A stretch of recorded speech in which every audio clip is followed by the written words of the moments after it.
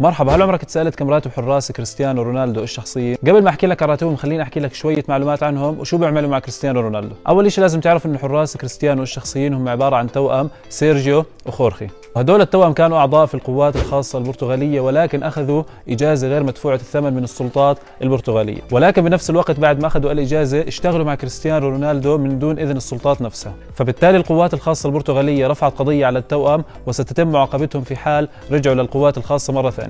اما بخصوص راتبهم فراتب الشخص الواحد فيهم 1.5 مليون يورو، والاثنين مع بعض اكيد 3 ملايين يورو. وبنفس الوقت كريستيانو رونالدو بعطيهم ميز لانه هو يقال انه هو بحب التوأم، فبالتالي يعطيه ميز انه هم يبيعوا ممتلكاته الشخصية موقع منهم وياخذوا الحراس ثمنها. وكمان كريستيانو رونالدو من كثر ما كان يحب التوأم كان يخليهم او يسمح لهم يسوقوا سياراته، فبالتالي في احد العطل كان في مدينة مانشستر في احد التوأم ضرب سيارة كريستيانو رونالدو اللي هي البوغاتي اللي قيمتها بالملايين، ولكن بنفس الوقت رونالدو خلى الحارس يصلح السيارة على حسابه.